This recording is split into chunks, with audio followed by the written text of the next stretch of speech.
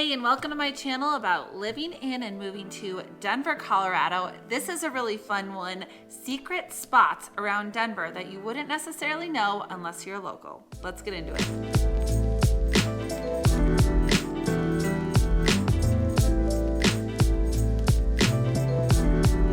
I'm Katie Martineau, also known as the Real Estate Gal. If you're interested in learning more about Denver, Metro, and the Front Range, this is the channel for you, and I would love for you to subscribe, hit that notification bell so that you get notified every single time I release a video, which is twice a week.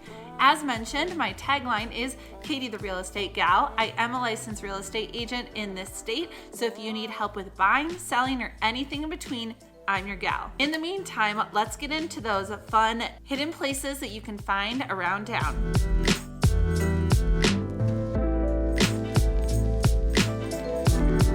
The first is South Pearl Street. This is located in the Platt Park neighborhood, which is near Wash Park, just south of downtown Denver. And there's a lot of history with it because when there were trolley cars that used to run near the university, this street was popping with barbers, beauty shops, bakeries, five and dime stores, grocers, diners, and movie theaters. It has since developed, but there's still those really fun characteristics around the street, such as ferry doors. There's actually a map that you can find online, and there's over 20 different ferry doors that are along South Pearl. So they're gonna be the tiny little 4-inch, 3-inch doors that you wouldn't necessarily know are there because they're so low to the ground next to the sidewalk, but it just adds a really cute character to the street. Another thing that South Pearl Street is known for is their farmers markets. From May to November, the street is closed off on Sundays for musical groups and a ton of local farmers and vendors that line the streets. So they're very selective of who gets to have a booth because they have to be Colorado owned and operated, or they're from a state that connects to Colorado. So they're definitely keeping it really local. This is arguably one of the streets that has some of the top rated restaurants in Denver. The one that I'm specifically talking about is Sushi Den / Izakaya Den. If you are a sushi fan, this is definitely a place to check out because they have fresh fish flown in daily, and just know that they don't take reservations, so it is first come, first serve. So what I like to do is put my name on the list and then go over to a surrounding bar, have a cocktail until they text me to tell me that my table's ready. Sushi Den and Izakaya Den used to be two separate restaurants that just shared a kitchen, but since COVID, they've decided to combine and have the same menu. This has been a staple for locals in the area for over 35 years. And if you're able to get to the second floor of Izakaya Den, they have a really cool high ceiling, almost arboretum type feel with a modern Asian twist to it. Another recommendation on the South Pearl Street area is Steam Espresso Bar. The vibes of the interior are super cool with old creaky original wood flooring. There's exposed brick and it has a little bit of a modern twist to it. That's the indoors, and then when it's nice outside in the summer, the patio is definitely something to check out. There's an old airplane piece that adds to the really charming decor and a ton of outdoor seating. And of course, fantastic espresso. And if you're interested in becoming a barista, they also do barista training classes throughout the year.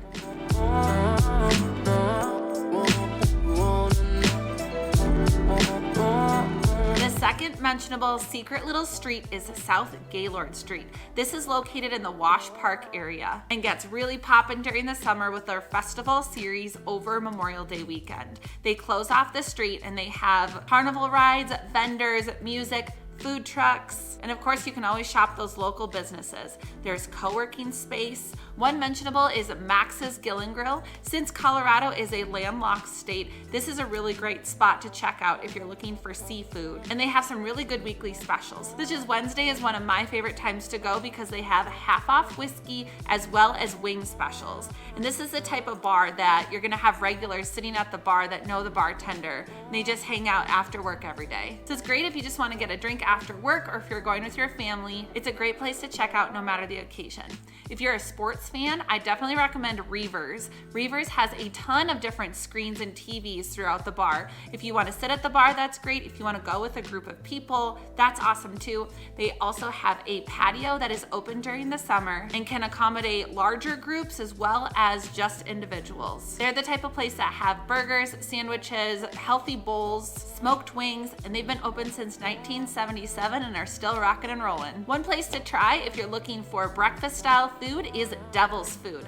Devil's Food has a coffee shop that has a small little boutique inside for fresh flowers, or you can get an espresso or handmade pastry to go. One cool thing about them is they have a legit old school cash register is how they take their payments. Right next door to that, they have their brunch spot with crepes, challah French toast, Belgian waffles, and lunch items. A couple other things along this line is a CBD boutique that combines health and wellness revolving around CBD, and Wash Bark, which is a doggy daycare and spa.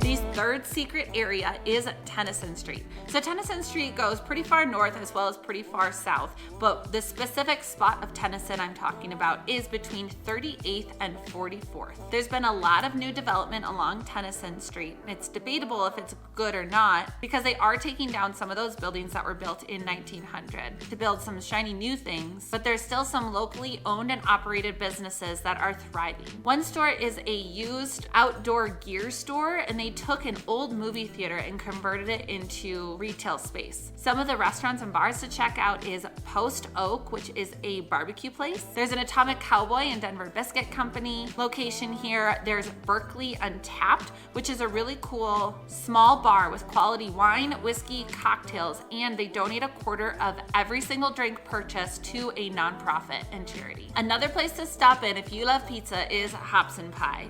Two people fell in love, sold everything that they have, and they opened up this cute little pizza shop. It's pizza made from scratch, Detroit style, and it got so popular with all the locals around that they actually purchased the building right next door to increase their capacity. So now they can seat about 80 people indoors. And then in February 2020, they decided to add potato donuts, sounds like a field trip to me, inside Hops and Pie. They really have it all with their rotating beer selection as well.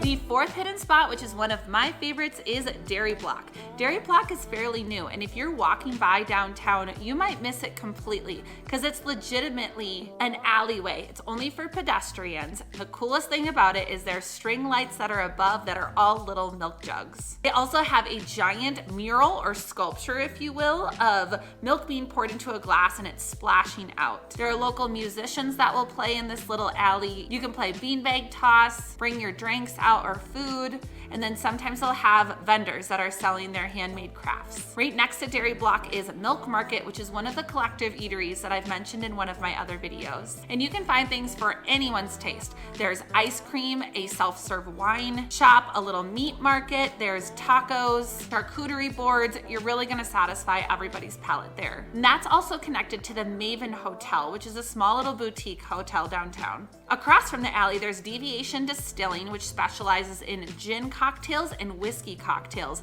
And there's also Run for the Roses, which is a cool speakeasy that's accessible through a long hallway, down an elevator, and down another really long hallway. I love those little types of hidden spots you feel like not a lot of people know of. But it is one of a kind, and so supporting local is really important to me. So I do want to share these things to make sure that those people can still stay in business. There's so many things to look at and do in the Milk Market Dairy Block area that when it first came out several years ago, I actually created an amazing race-style scavenger hunt with my previous company. Clues were given out and the teams had to go and disperse and answer the questions or the riddles. They would come back and get their next clue. If you're interested in that little scavenger hunt, happy to send it to you. Just comment below or send me a message. One of the unique things about Dairy Block that you wouldn't necessarily know is there are these barrels that are kind of sticking out of the walls throughout the alleyway. They have a small little crank and it plays a certain symphony when you crank it. I've never seen that before, but it was super interesting. I think there's about 8 of those different barrels. So keep an eye out because it's kind of a cool feature.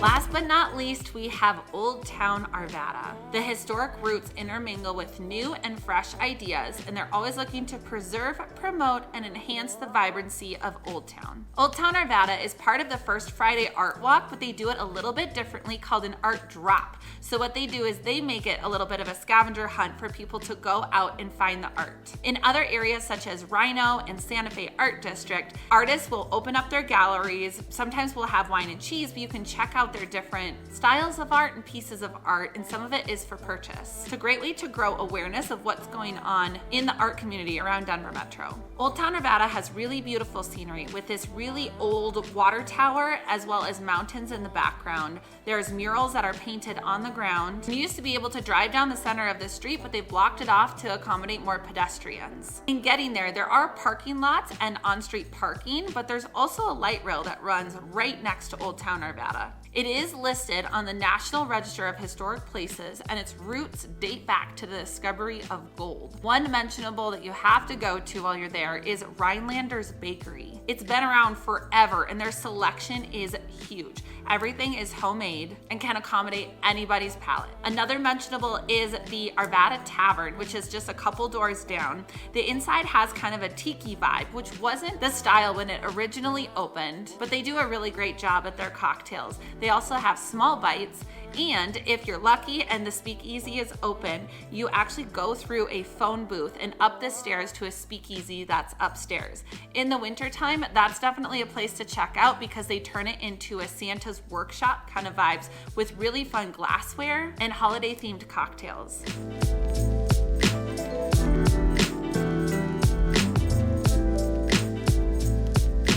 There are, of course, so many local spots that you have to check out. So I really want you to hit that subscribe button and that notification bell so that you get notified every time I release a video about the Denver Metro as well as Front Range. And as mentioned, I'm a licensed real estate agent in this state, so if you need help with buying, selling, or anything in between, discovering what neighborhood is best for you, you gotta reach out to me with my phone number or email, and I can help guide you in the right direction. We'll see you next video.